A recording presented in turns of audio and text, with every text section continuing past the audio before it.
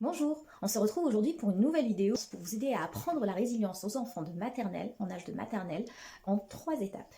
Donc, première étape, c'est travailler sur les émotions, la reconnaissance des émotions et la gestion des émotions.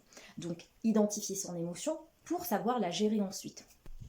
Donc moi, par exemple, en période 1 et 2, je travaille sur la reconnaissance des émotions, comment reconnaître son émotion, pour ensuite savoir la gérer. La période 3, 4, 5, c'est vraiment de la consolidation et de la mise en pratique et vraiment des automatismes, voilà, que ça devienne vraiment un automatisme. Voilà, je me sens pas bien, qu'est-ce que je peux faire?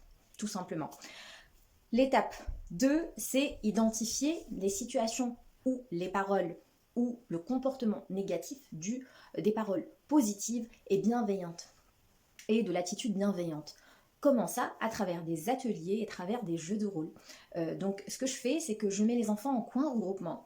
Et puis je les invite, voilà, je les fais verbaliser sur ce que c'est qu'une attitude ou des paroles positives et des paroles négatives ou une attitude négative. Donc je les invite vraiment à exprimer leurs opinions, vraiment, et puis je les fais verbaliser. Je les invite à me donner des exemples aussi de situations, voilà, donnez-moi un exemple sur des paroles négatives ou des paroles, voilà, des paroles positives. Donc on va me dire ouais t'es méchant, c'est négatif.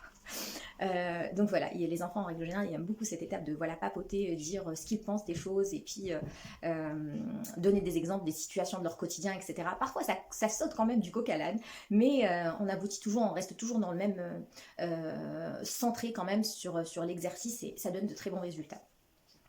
Ensuite, alors comment le faire à travers des jeux de rôle? C'est très simple. Je commence moi par donner l'exemple en prenant en règle générale un élève qui est plutôt à l'aise dans le langage. Voilà, donc en règle générale, on en a pas mal en classe, plutôt 3 ou 4, voire plus. Donc je prends un élève qui est vraiment à l'aise dans cette tâche-là et je lui demande de faire justement, de jouer à Monsieur Positif, Monsieur ou Madame Positive.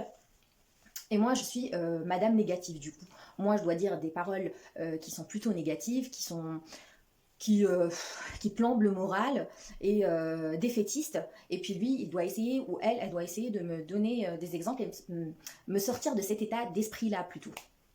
Voilà, donc je commence par dire par exemple, voilà, là maintenant, imaginons que je suis en train de fermer mon manteau, je mets vraiment mon manteau et je fais genre, je m'acharne la fermeture éclair, j'arrive pas à le faire, j'arrive pas à fermer ma fermeture, et là tout de suite je baisse les bras, je dis, oh, je suis nulle, j'y arrive pas, je peux pas le faire, je peux pas le faire, et je commence genre à pleurer, donc voilà, je me mets vraiment en situation d'état d'esprit plutôt négatif. Et puis je lui dis, bah, qu'est-ce que tu peux me dire, toi, pour me remonter le moral et puis pour me rebooster, me motiver plutôt.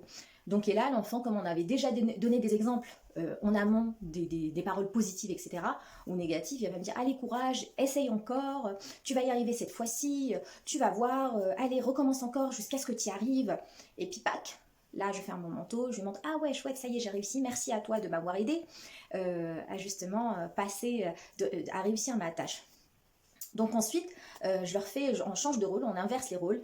C'est moi, Madame Positive, pour lui donner d'autres exemples de paroles positives, etc. Et c'est lui ou elle, elle est Madame Négative. Puis ensuite, je mets deux enfants ensemble et je les invite justement à jouer à ce jeu de rôle-là, Monsieur et Madame, Monsieur ou Madame Négative et Monsieur ou Madame Positive.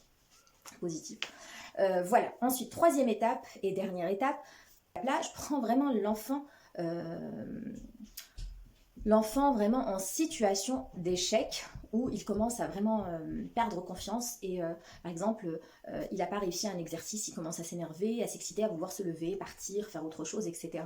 Là je le reprends, je lui dis bon bah qu'est-ce qui se passe? J'ai pas réussi mon exercice, j'ai pas réussi mon atelier, bon ok, qu'est-ce que tu ressens là? Donc je l'invite vraiment à exprimer son émotion. Il va me dire je suis triste, j'ai pas réussi, ok.